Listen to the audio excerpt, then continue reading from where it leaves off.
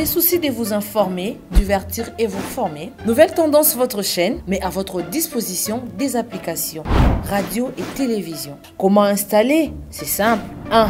Rendez-vous sur Play Store ou App Store. Tapez TVNT pour la télévision et RNTFM pour la radio. Pour répondre à vos préoccupations, contactez les bureaux. Merci pour votre acte de bienveillance. C'est compliqué, en fait, Abraham... Merci, Banakin, Bana monde entier. Merci bien-être. Sougala café, le logo, na mêlé logo, mais le logo est à ma baie. Il y a bien pour la panne technique, mais quand ça les langues on a ma bête, ça les langues pour la maman. La célibataire to lingi binoate. So maga boma mukolo bala. Pourtant so ba produire en soute. Merci bien-être yango yo. Lukango benga ndekonanga alendele yé mutu ayebi esika ko fournir yo autant que tu veux, $35. Eze belé na kati. Sobo melika moko de jo ka bien. Mais hémorroïdes banini tout ça. Bilialia, vanda musala banini et réparer au système ya break et réparer au fonctionnement ya break de break donc et son fonctionnement ya bien. To comme ba congolais toujours gagner ba match. On va défaite, pas technique en plein match, c'est pas bon. Zongela et loco. Nana c'est éviter de dire surtout ba pasteur, bodingo mela boyawa. Bobenga pena alendele na numéro na ye pour bobenga pour bozo loko. C'est important. Traitement poison anti-poison yango yo. Ne ba mususu meli yango avant kende obima. O mela melango. Ça des jours atabati le loko. Moi cuire mon corps c'est bon. Oyo pe anti-poison. Donc soko ata izana kati et longolango. Alendele mikolo som. Nabité mindele yango ba pese biloko ba udia. Po biloko yango bendeza solo Mikolo bachaka poison à toi famille te à tous problème na mututé jalousie car donc ba produit en wana y anti poison oyo pe anti poison donc benga alendele à partir na ye ayibindeni oya ozwango nzambe na nga pambola bino mi batela mboke komi biete bato ba komi na jalousie oyo tozo comprendre de souté bana mike bazo kufa mikolo bazo kufa ba otiana bana bébé ba poison donc toujours zala nanti na ndenga na nga na ndako c'est bon. Que Dieu vous bénisse.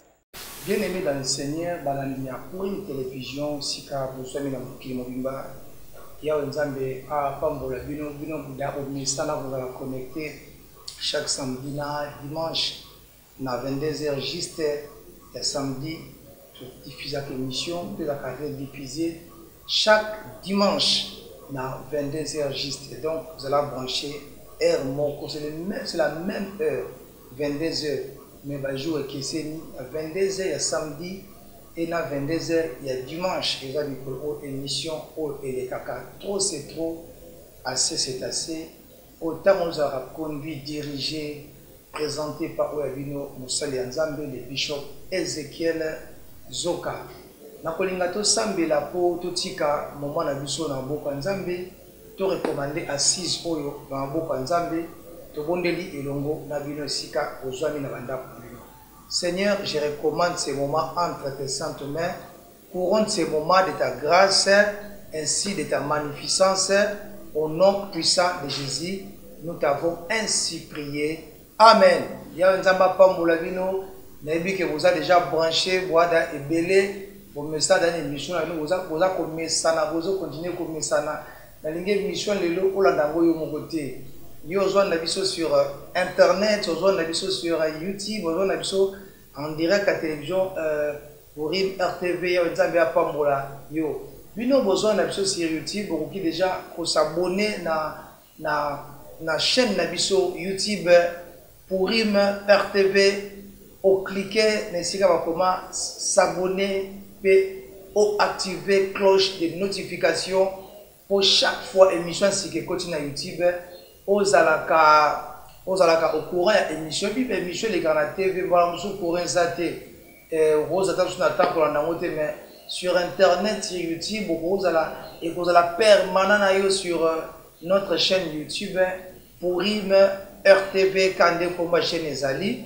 ok, na cloche de notification, ok, là on a écrit s'abonner, au cliquer na s'abonner, puis au activer cloche de notification. L'autre chose la sujet moko et ko pambola yo, eza sujet moko malamu, déjà nous a branché déjà béni, ça va permettre au coup na biso. L'autre chose sur le bataille de positionnement.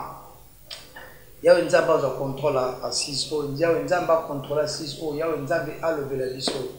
Nangi totanga makomi ya nzambe esika na tirer message na biso ya lelo. Na tirer message ya lelo na livre ya 1 Chronique chapitre nango 4 verset 9 à 10. 2 Chroniques 1 Chronique, je m'excuse, 1 Chronique chapitre nango 4 verset 9 à 10, nous lisons la parole du Seigneur. Jaébet était plus considéré que ses frères. Point virgule. Sa mère lui donna le nom de Jaébet en disant, c'est parce que je l'ai enfanté avec douleur. Jaébet invoqua le nom de l'Éternel, invoqua le Dieu d'Israël en disant, si tu me bénis et que tu étends mes limites, si ta main est avec moi, et si tu me préserves du malheur, en sorte que je ne sois pas dans la souffrance, et Dieu accorda ce qu'il avait demandé. Parole du Seigneur. Texte Zolobani. Tozobela sur la bataille de positionnement. Ndeko ba position sous na vie pose wango et oyaga gratuité. Et sengeli au bunda pour se positionner. Tala pour olongwa na étape où la célibataire ou comme marié, il y a une bataille spirituelle, il y a une bataille physique. O sengeli yo o lité ndeko o sengeli yo o livré pour ozo position ana. Et loko moko te na mokili, et loko moko te na se ya moi o esala maresali hasard. Fruit hasard na mokili ezala raté. Il y a toujours une substitution, il y a toujours un prix qui doit être payé pour mutu azwa position mo na vie. Position on fait les raté. Niveau ya on fait les raté. Degré mutu alinga atteindre na vie ya on fait les raté. Bien aimé, et loko nyos na mokili esenga mutu a payer prix pour mutu azwa ngo. Position nyos olinga o meteni na vie, to linga ozwa esenga o payer prix mo na vie pour ozwa position wana. Tala mokili o eza mokili ya mawate, mokili o bayokela mutu mawate. Ezana eloko bakoya ko peso na plateau te anor yo zo no jouir nango. Eloko nyos na vie il faut o bunda po nango. Eloko nyos na vie e ana bataille bien-aimé, il faut au livrer pour ce loko wana. Tala mokili oyo ezali mokili ya babilombe, eza mokili ya ba bakare. Soki obundite pour omiper sa position moko bien-aimé, bako écraser yo na mokili yo. Tala tango yo zo linga batu ba kelo mawa. Eza tango o batu ba écraser yo. Kuso mutu a comprendre que déjà que o komi na posture de faiblesse. Mutu a profiter dango po a écraser yo. Pona biso mokili yo, ya mokili ya mawate. Mutu a mutu mawazate. Même mokili et soutenir mutu aza inactivité. Na mokili yo même batu ba portera soutien, ba portera mbongo na batu kaka baza actif. Ceux qui sont sous actifs, même mokili yo soutenir yo te, bien aimé. Mokili même yo soutenir yo te. Yango il faut on livrer, bien aimé, bataille pose en position, moko to ozo couronne moko oyo et ko positionner yo to et ko qualifier yo na se ya moi oyo. Na texte de du kotanga bazo monza biso eloko moko très important. Bible zolobani balobi baza ko raconter biso histoire ya Jaébet. Mais texte lobi nini que Jaébet était plus considéré que ses frères. Babi azala qui considéré que ses frères. Batangite ba sœur mais batangi kaka ba frère. Pourquoi batangaki ba sœur te? Est-ce que Jabet azalaki na ba sœur te? Jabet azalaki kaka na ba frère. Mais on a utilisé le mot frère parce que et pas Bayuda basi nombre na ba bande kotanga yango te. Les femmes n'étaient pas considérées même temps bazo tanga bande kotanga mingi basi te bande kotanga mingi mibali. Bien aimé. Bible dit Jabet était plus considéré que ses frères. C'est-à-dire, Jabet a une grande considération dans la famille, une grande considération dans l'environnement par rapport à Yabandeko. Mais, si vous avez considération, ce n'était pas une considération gratuite.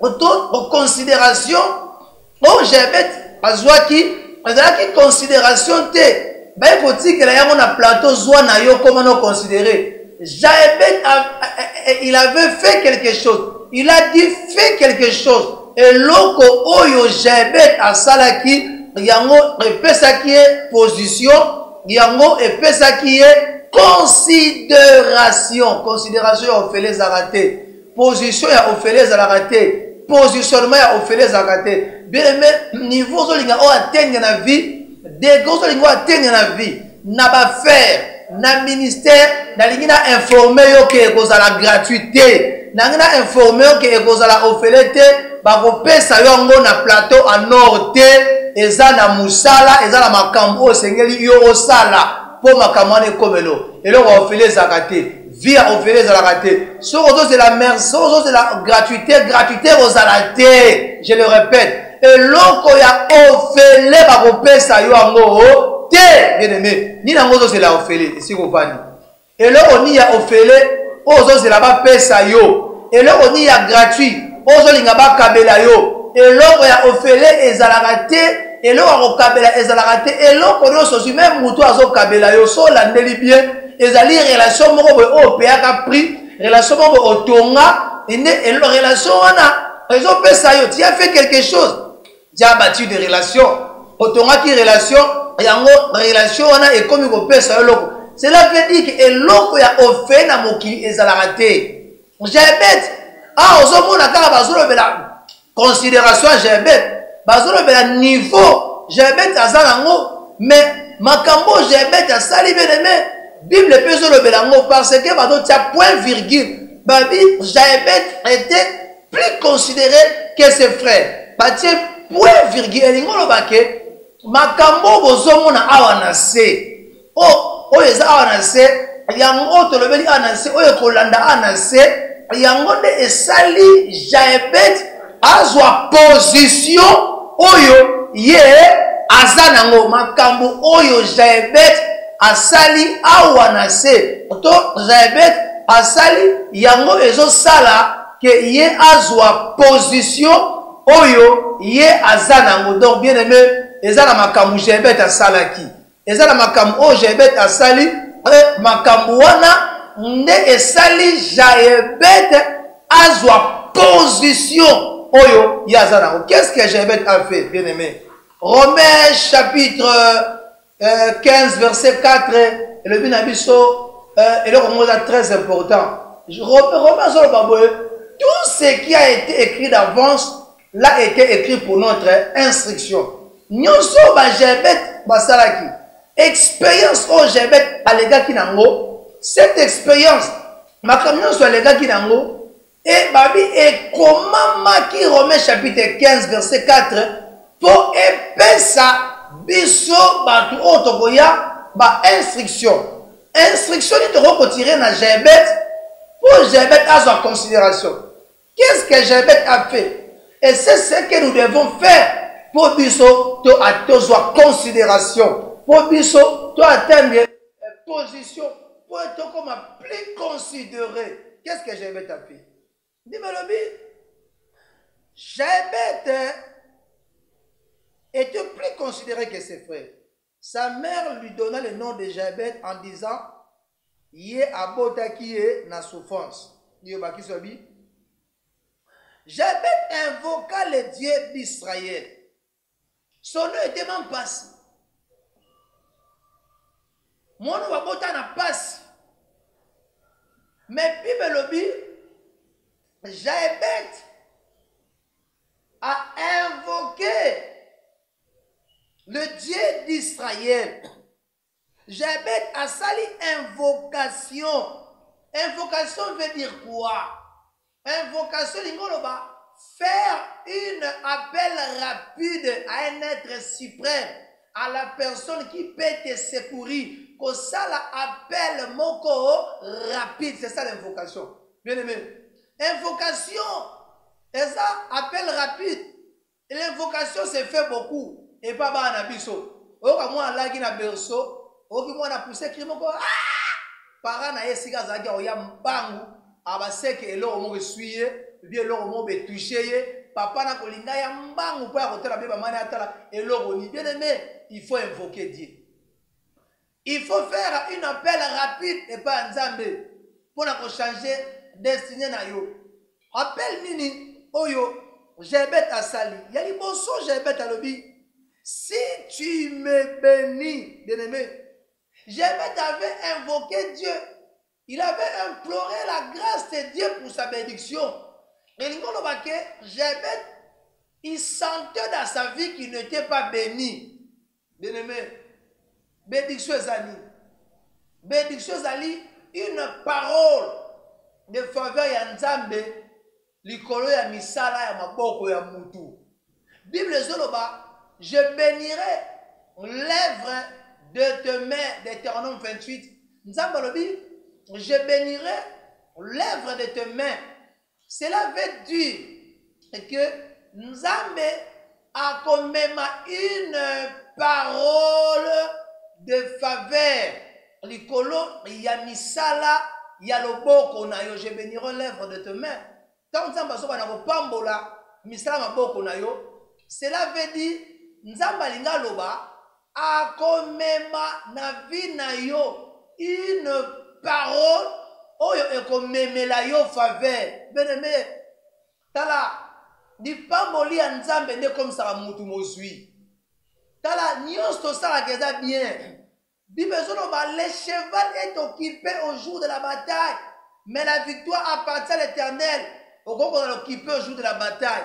Au on lité, au on bunda. Mais ce qui parole y a faveur, y a Nzambe ali ko na yote. Nous sommes ça les produits et l'autre. Tu as besoin d'une parole de faveur. Bénédiction. Et sa parole de faveur. Il veut dire la course ne dépend pas aux agiles, ni le pain aux vaillants. Mais tout dépend pour eux de temps et de circonstances. Bénédiction pésanine. Et d'aller ma temps, paix ma circonstance, on nous a créé pour na yo, pour na propulser yo, pour na matissa yo. On a bien aimé mécanicien. On a couturier, on a kitoko. Mais ce qui nous a fait le lieu, a pêché à couloir de. Eux, on yo, n'a pas palais royal. Eux, on yo, n'a pas couloir à batuminene. Ben aimé, vie na yo na kitaire na yo, na ki mécanicien na yo, na makambuno oyekola ozalaka ndenge moko. Ozala muto a changera te, ozala katukima, muto azala nyelo côté. Yango zo mona batu belé bazana ba capacité belé, bazana ba qualité belé, ba qualité koko tindika bango, ba kele musika, mais vina bango, ezo tourner ka sika moko. Ba mituna na ba capacité, ba classe ba tangi, mayelo bazana ngo. Mais au côté la moutoua kutatanga ne gravité parce que kuna capacité mazo mata alors que les liboso nazako annoncé, je prophétise maintenant pour toi, j'annonce la fin de ta précarité au nom puissant de Jésus. Eux d'aller faire précarité na yo, eux d'aller faire des chèques na yo, batu musu bazo travailler le col éléphant bien-aimé, mais bazo lié le col fourmi, bazo travailler le col éléphant. Mais nourriture na yo, aujourd'hui la fourmi. Je prophétise pour toi. Je dis, c'est fini maintenant pour toi. Le temps de travailler comme un éléphant et de manger comme la fourmi. N'annoncer, n'a prophétiser, dans le but na yo ya ko travailler le rôle de l'éléphant. Au lieu de la fourmi, n'annoncer fait nango au nom puissant de Jésus. N'annoncer fait nango. Yo ko travailler avec le rôle de l'éléphant tendeko. Moliaka lokola fourmi. Combien de relations, bien de causes dans la relation minene. Mais ce qui parole y a faveur et likolo na yo te bébé, ba relation na yo et ko produit et le côté pour na yo. Au cause de la relation minene. Au cause de l'entreprise. Au cause de la relation minene. Yango te ko sala yo. Bibolobi, ezali lipamboli ya nzambe nde comme ça mutu munene. J'aime à comprendre pour comment plus considérer. Abani ko invoquer nzambe. Alors va liboso le bi si tu me bénis, bien-aimé. Si tu me bénis. Je dois yambaki Yesu. Donc là mon compte pour mo bikisi. La puissance divine oyaki kati na yo besoin de ba. Quand sa puissance divine nous a donné tout ce qui contribue à la vie et à la piété, au moyen de la connaissance de celui qui nous a appelés par sa propre gloire et par sa propre vertu. Donc, puissance divine, épais sur déjà besoin, épais sur mbongo, épais sur nako, épais sur un meuble, épais sur jet privé, épais sur pourquoi je sois monté. J'aime à comprendre que tant qu'Israélite, quand on est Abraham, Nzamba sala qui est la promesse. Tant qu'Israélite, Nzamba la qui na Abraham, oya ko pambolonga na ko pambola na ko béni ba postérité na yo.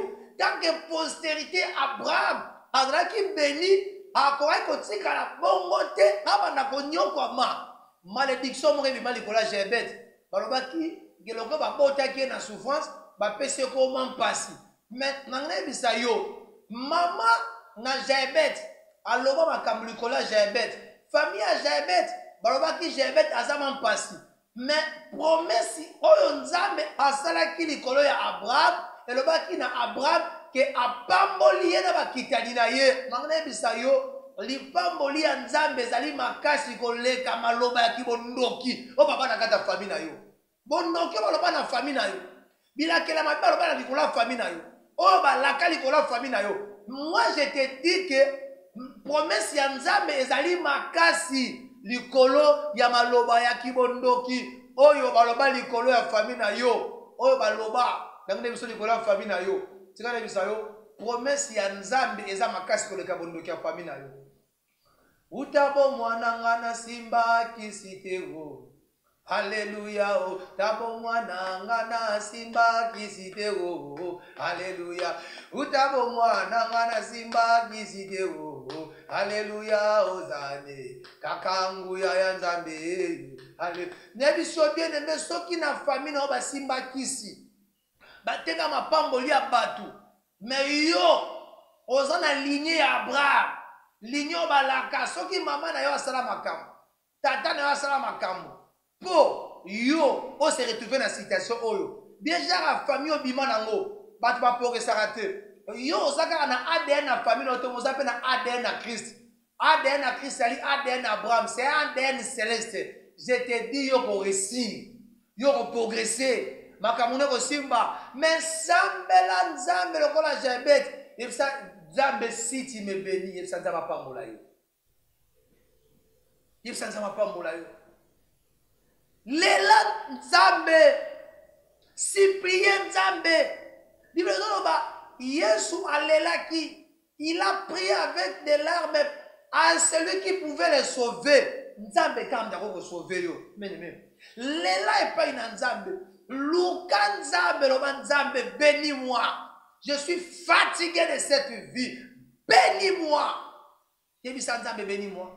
Je suis fatigué de cette vie. Yebisa Nzambe. Jebet à gangi, abi si tu me bénis. Yabi balé Jebet à lobi. Abi si tu me bénis, yabakisi. Et que tu étendes mes limites. C'est que Jebet a bané qu'on vivre dans quatre limitations. N'importe quel type de limitation zobika. Mutumusou batiki yo, ozambongo, mais bateli yo limitation dans le domaine de mariage. Même si batiki yo zambongo, mais bateli yo limitation que na vie na yo, oko dépasser $1000 te.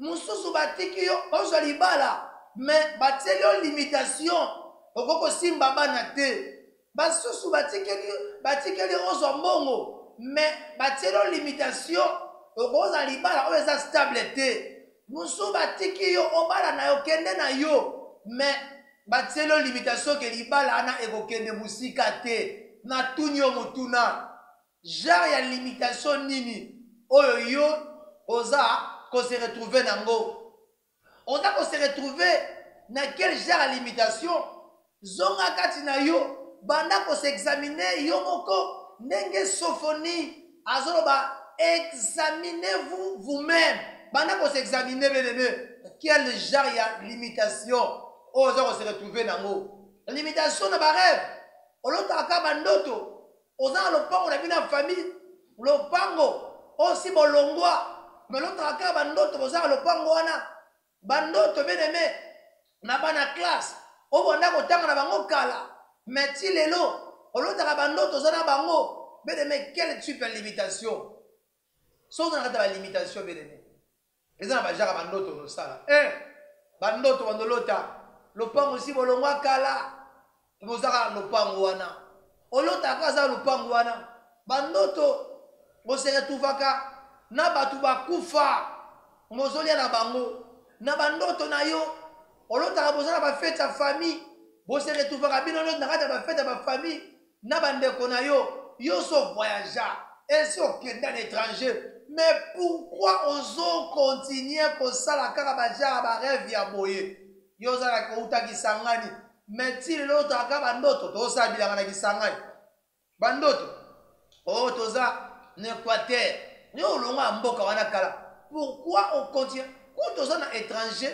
mais bandoto na yo ya étranger olota ngo mukie bandoto na yo na mobali no bala na olota kate olota ka bandoto na mobali kala pourquoi yo so comme alliance na mutu mususu eza bandoto à régression bandoto à non aboutissement tu fais des rêves bozo kima mbang bazo lando mais o senti on dit ozaka esika moko ozokima mozokwa kokoke musika te yo sa bandoto abo eza basine na vino okonnaître épanouissement te na vino banotourne kaka esika moko eza bandoto ya régression yayo na aboutissement bato basala ba limitation physiquement oremarke babandaka makambo akobanda ekoma na suka te ils se sont déjà touche à tout arobanda oyo eke sympathique comme na oyo eke sympathique donc bazaka na position te donc babanda ka makambu mais makambu wana ekoma na suka ta ko bande loko na loko na produit te na fleurir te oremaka tiki ne loko wana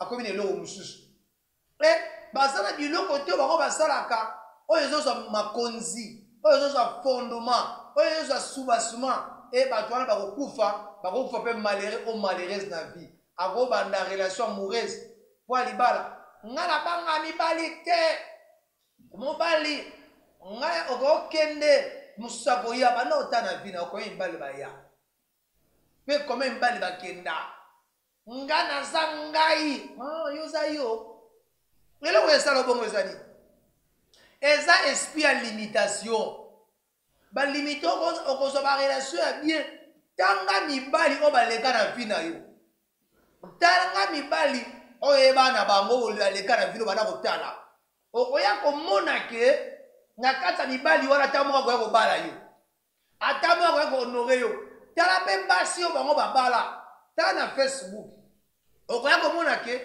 basi wana baleki oza na bote te bakota epano ata fois 10 oleki bango na bote ata balobake bote ya mwasi edepana mobala aleki mais eza na basi oyo baza mpa na bote bazali mais banda kotala na bakapasité oza nango mais pourquoi bazobala yo te pourquoi kaka mibali ya bazokendaka kaka mbala mosusu mpe oza mabe te momitunaka bakendaka mais bazodecevoiranga so likambo ye 2 fois ye 3 fois na vie na yo beleme fo luka nzambe tala j'aimais à comprendre qu'il y avait des limitations dans sa vie.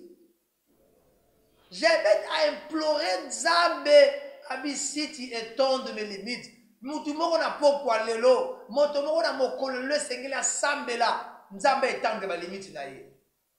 Asambela, Nzambe kwesa ba limite na ye. Il faut que Nzambe étendre ba limite na yo. Zoki Nzambe étendre ba limite na yo te, okene musika te, bien-aimé.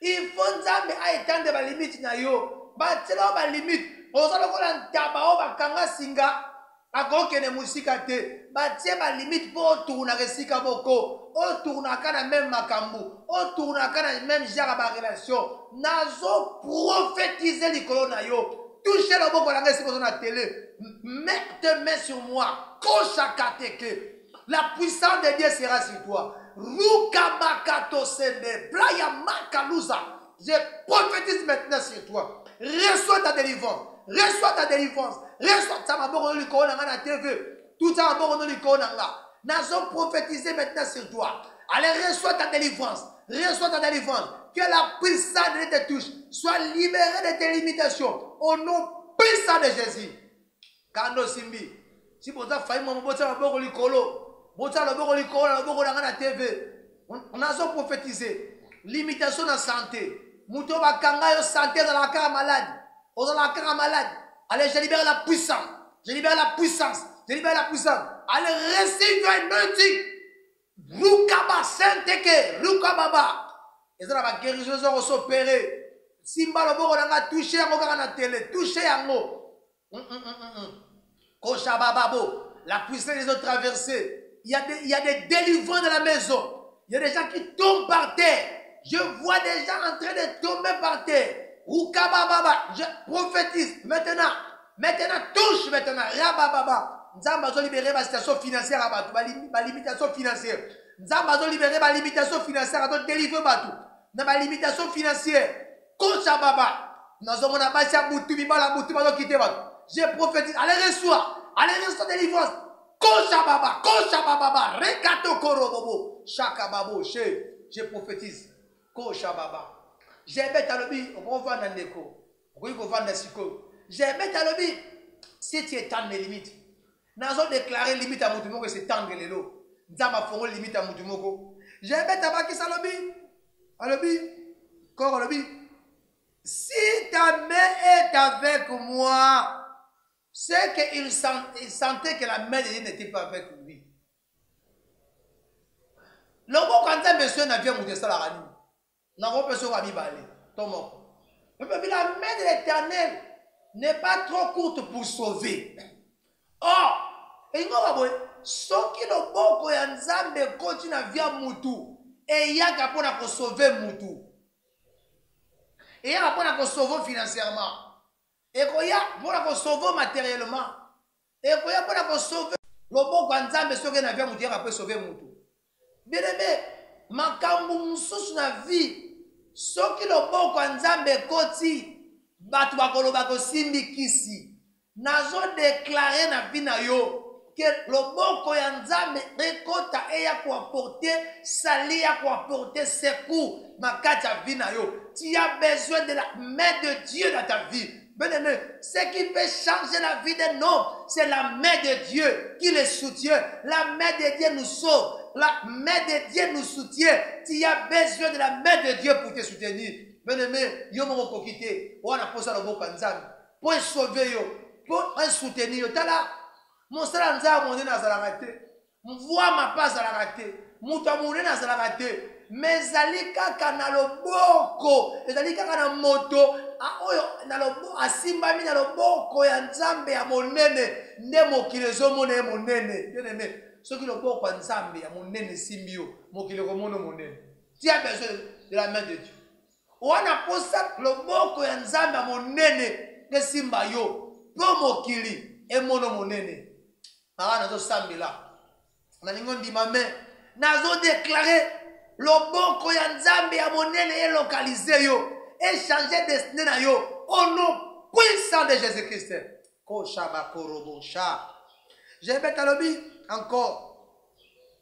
Abi, si tu me préserves, si tu me préserves du malheur, en sorte que je ne sois pas dans la souffrance. De l'ingoloba, via Jebet, il y a toujours un malheur.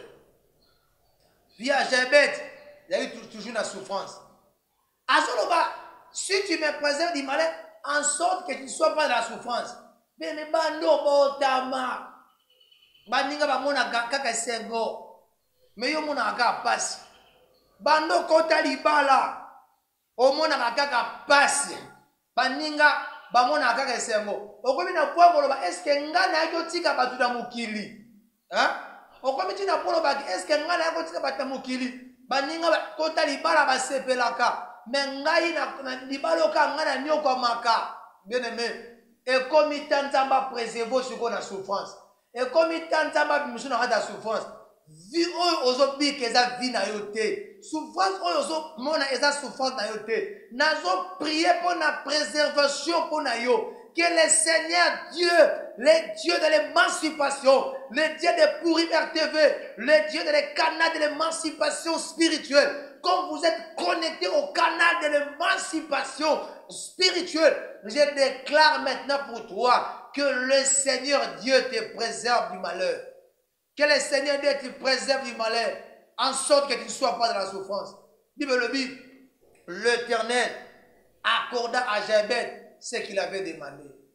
Ce qui nous a accordé à Jabez, Jabez n'avait pas le Saint-Esprit en lui. Parce que le Saint-Esprit a habité pas dans biso, na jour ya Pentecôte, na nouvelle naissance. Ndemboli mon centre a pour ça l'habitation de Katamutu. Et ça qui na jour à Pentecôte, le Saint-Esprit qu'on va dans Katina biso. Dans l'Ancien Testament, l'Esprit était sur quelques gens, mais il n'habitait pas aux gens. Mais par la nouvelle naissance, le Saint-Esprit a fait de nos corps son temple. Bible Zoloba, notre corps est le temple du Saint-Esprit. Notre corps est comme un temple du Saint-Esprit au travers de la nouvelle naissance. Tant que tu as mis Yesu, le roi mon conduit mon bic ici, mon lit, mon sang, avec pour ça la habitation naïe katinaïe. Si Jabez n'avait pas le Saint-Esprit en lui, il avait prié.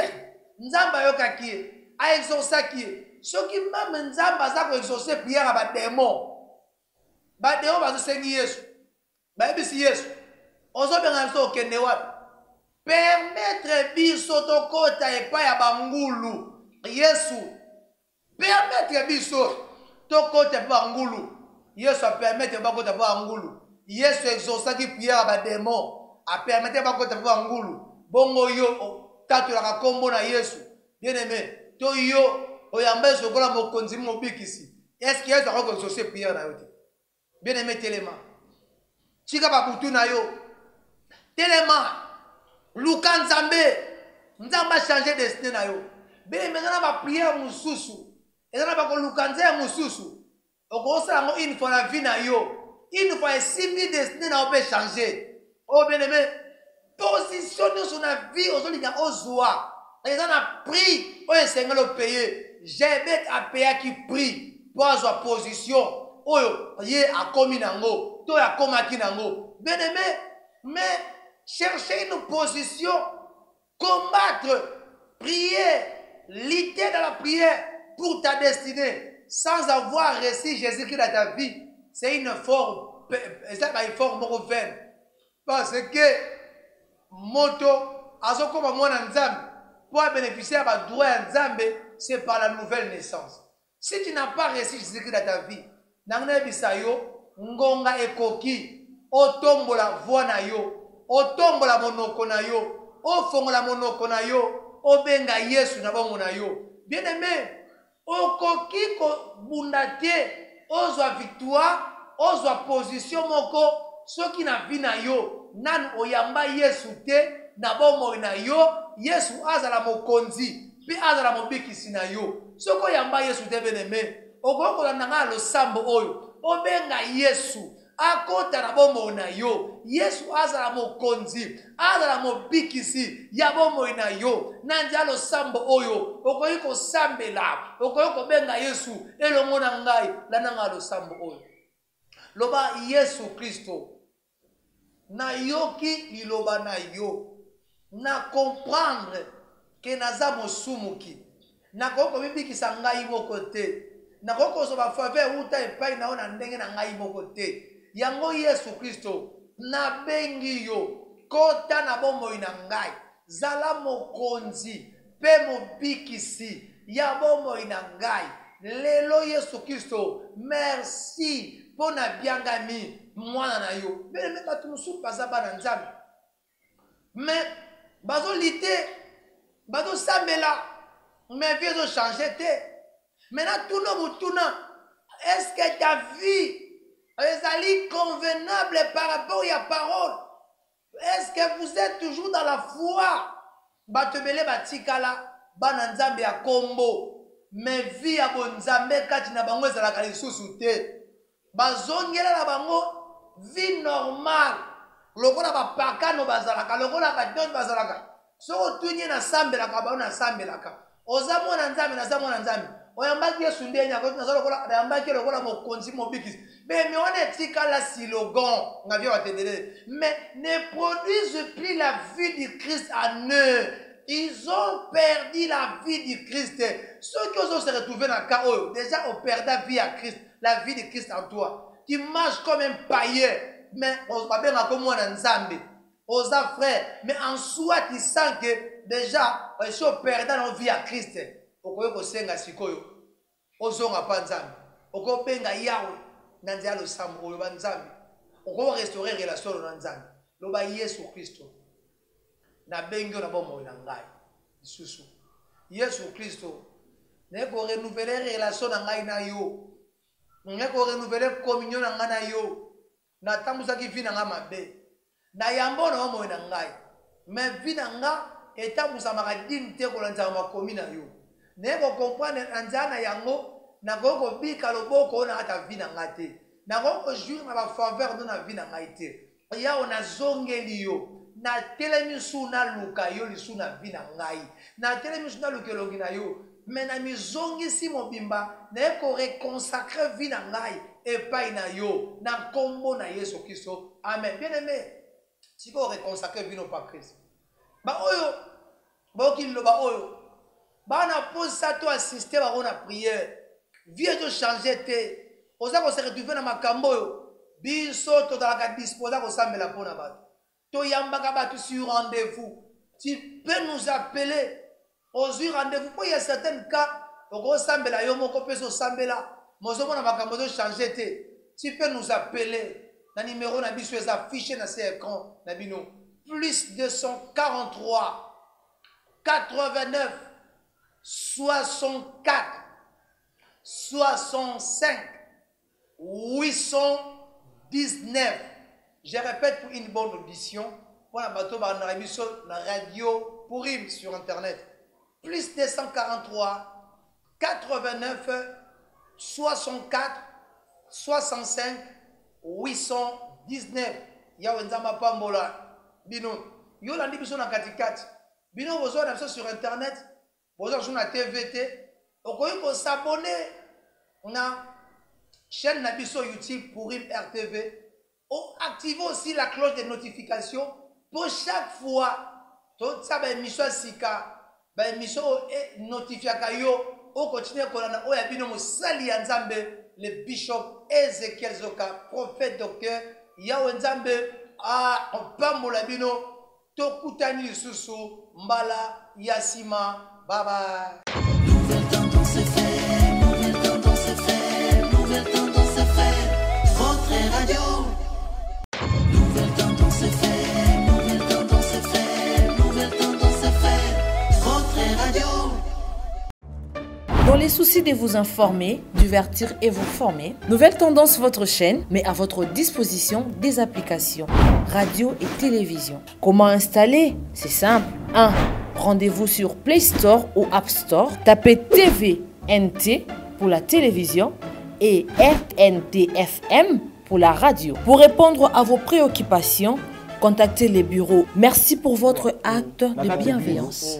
C'est compliqué, mais en fait, Abraham... Merci, Banakin, Bana monde entier. Merci bien-être. Sougala café, le logo, na mêlé logo, mais le logo est amabé. Il y a bien pour na panne technique, mais quand ça les langues on a n'enga amabé, ça les langues pour na maman. La célibataire to lingi bino ate. So maka boma mukolo bala. Pourtant mzo ba produire en soute. Merci bien-être yango yo. Lukango benga ndekonanga alendele ye mutu ayebi esika ko fournir yo autant que tu veux $35 ezebele na kati. Sobo melika moko de joga bien. Be hémorroïdes banini tout ça. bilialia bivanda vanda mosala banini et réparer yo système ya break et réparer yo pe fonctionnement ya break de break donc et pe son fonctionnement ya bien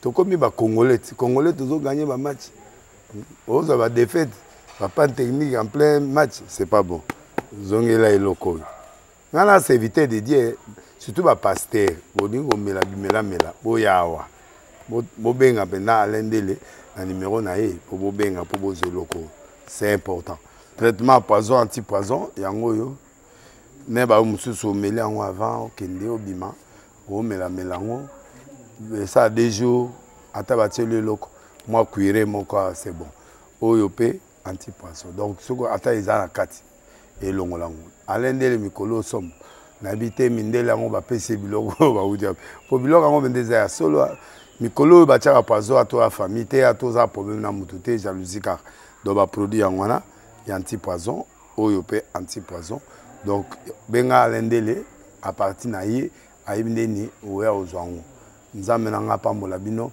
mi batela mboke komi bien te bato bakomi na jalousie oyo tozo comprendre dessous te bana mike bazo kufa mikolo bazo kufa baotiana bana bébé ba poison donc toujours zala nanti na ndengana nga na ndako c'est bon que Dieu vous bénisse.